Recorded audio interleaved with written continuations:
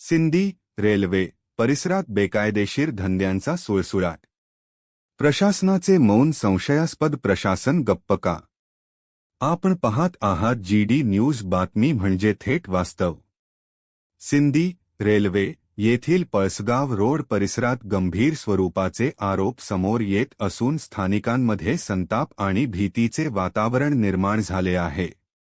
स्थानिक सूत्रांच्या माहितीनुसार आकाश बावणे नावाच्या व्यक्तीविरुद्ध नकली दारू विक्री, सट्टाजुगार अड्डे चालवणे, मदतीच्या नावाखाली पैसे उकळणे तसेच पैसे परत मागितल्यास धमकावणे असे आरोप होत आहेत.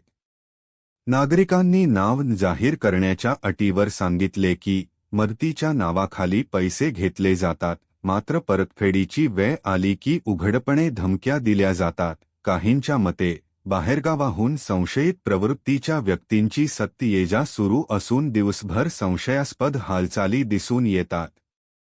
दहशतीचे सावट. परिसरातील काही रहिवाशांचा दावा आहे की विरोध करणाऱ्यांना धारदार शस्त्र दाखवून दडपशाही केली जाते. त्यामुळे अनेक नागरिक उघडपणे बोलण्यास घाबरत आहेत. भीतीमुळे तक्रारी पुढे येत नसल्याची शक्यता व्यक्त केली जात आहे. प्रशासन गप्प का? स्थानिक नागरिक थेट प्रश्न विचारत आहेत. पोलीस प्रशासनाला या प्रकारांची माहिती नाही का? ठोस कारवाई का दिसत नाही?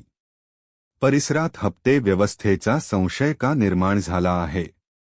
या आरोपांमध्ये तथ्य असल्यास तातडीने सखोल चौकशी करून कठोर कारवाई व्हावी अशी मागणी जोर धरत आहे. आणि आरोप निराधार असतील तर प्रशासनाने स्पष्ट भूमिका जाहीर करावी अशीही नागरिकांची मागणी आहे. नागरिकांची प्रमुख मागणी: बेकायदेशीर धंद्यांवर तात्काळ कारवाई, नागरिकांना भीतीमुक्त वातावरणाची हमी, कायदा सुव्यवस्था राखणे ही प्रशासनाची प्राथमिक जबाबदारी आहे.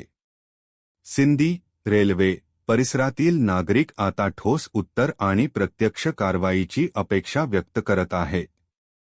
आता प्रश्न एक: सिंदी रेल्वे मध्ये कायद्याचा धाक राहणार की दहशतीचा?